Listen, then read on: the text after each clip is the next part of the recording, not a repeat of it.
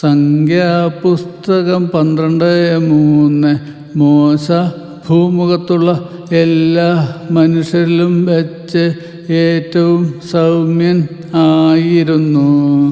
ഈജിപ്തുകാരനെ അടിച്ചു കൊന്ന മോശ എപ്രകാരമാണ് സൗമ്യനായി തീർന്നതെന്ന് നാം ചിന്തിക്കണം.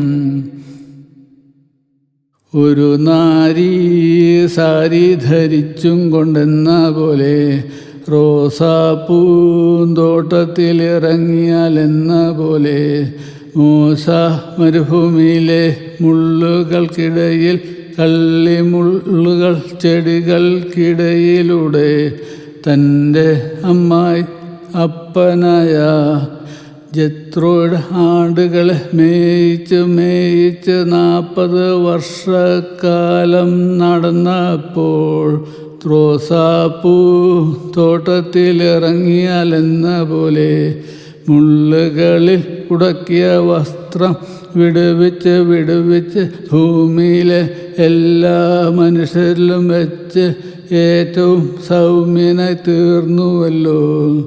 അതുപോലെ എല്ലാ ഭർത്താക്കന്മാരും വിവാഹ ജീവിതം നയിക്കാൻ ആഗ്രഹിക്കുന്ന എല്ലാവരും മോശ സൗമ്യനായി തീർന്ന പോലെ സൗമ്യരായി തീർന്ന കുടുംബജീവിതം സ്വർഗതുല്യമാകും. എന്നാൽ ജീവിതത്തിൽ നിരവധി സഹനങ്ങളും പ്രലോഭനങ്ങളും വന്നിടുമല്ലോ. അവയെല്ലാം നാം അതിജീവിക്കണം.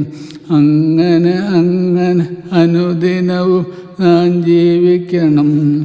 ഒരു നാരി സാരി ധരിച്ചും കൊണ്ടെന്ന പോലെ റോസാപ്പൂന്തോട്ടത്തിൽ ഇറങ്ങിയാലെന്ന പോലെ മോശ മരുഭൂമിയിലെ മുള്ളുകൾ കള്ളിമുൾച്ചെടികൾക്കിടയിലൂടെ